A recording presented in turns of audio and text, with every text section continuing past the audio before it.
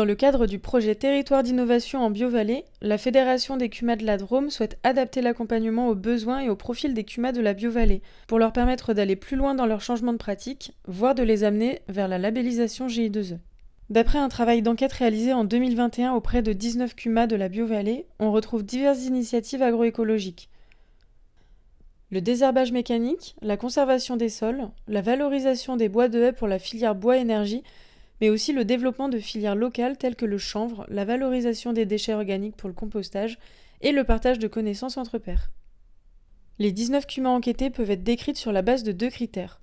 À quel point la CUMA est perçue comme un lieu privilégié de coopération de proximité par ses membres, et à quel point les membres de la CUMA sont sensibles aux principes de l'agroécologie. Il est alors possible de proposer des actions d'accompagnement adaptées au profil des CUMA. Depuis les profils de CUMA dites basiques, dont le fonctionnement ne s'appuie pas sur une dynamique collective, et dans lesquels les adhérents ne se tournent pas vers l'agroécologie, jusqu'aux CUMA actrices de la transition agroécologique avec une forte dynamique de coopération entre les adhérents. Par exemple, pour les CUMA basiques, des actions de sensibilisation aux principes de l'agroécologie et aux intérêts de la CUMA pour développer ces pratiques sont à préconiser.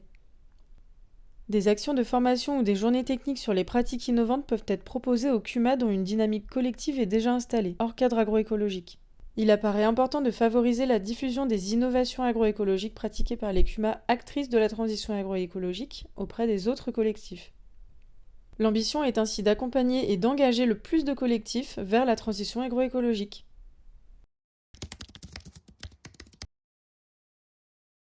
Bonjour, donc Jean-Baptiste Coquard. Je suis Alexandre Guenin, président de la CUMA du Rançonnais, située dans les monts du Beaujolais, dans le Rhône. Donc on est là aujourd'hui pour la CUMA de Saint-Bonnet-le-Château. Je suis adhérent à la CUMA de Polionnais en tant qu'administrateur. Une CUMA qui est constituée de 75 adhérents pour 55 matériels. Des matériels qui vont du petit matériel de la flûte piquet, passant par l'enfonce-pieux, du matériel d'épandage, fumier, lisier, engrais, et pour finir, dans le plus gros, la dernière acquisition, c'est le semoir semi-direct. Donc notre CUMA a été labellisé le 1er août 2021, GI2E de l'accord. L'objectif du GI2E du groupe, c'était d'avoir un projet d'agriculture de conservation suite à des soucis de ruissellement de la terre des parcelles. Donc l'idée, c'était d'arrêter de travailler le sol. Notre GI2E est accompagné par la Chambre d'agriculture. Avec plusieurs partenaires, nous avons donc l'accord, notre comité de communes, Rhône Conseil Élevage, la maison familiale de Saint-Romain-de-Popet. On est là aujourd'hui pour la CUMA de Saint-Bonnet-le-Château, située dans le département de la Loire, sur les contreforts est du Massif central, en zone de polyculture élevage de montagne. Donc la CUMA de Saint-Bonnet-le-Château est une CUMA qui a une quarantaine d'années et qui est labellisée GI2E depuis 2016. Il a démarré avec la problématique du renouvellement de l'ensileuse automotrice. On était sur un schéma très ronflant, traditionnel, de récolte d'une quinzaine, vingtaine d'hectares, ça dépendait. Et l'idée, c'était d'optimiser l'ensileuse, de regrouper les chantiers, de façon à ce que sur les petits créneaux météo qu'on avait, l'ensileuse puisse ramasser un maximum de surface. On ne se posait pas spécialement de questions, on avait des solutions toutes prêtes, on fauchait, on ramassait, parfois on mouillait, on ratait nos récoltes.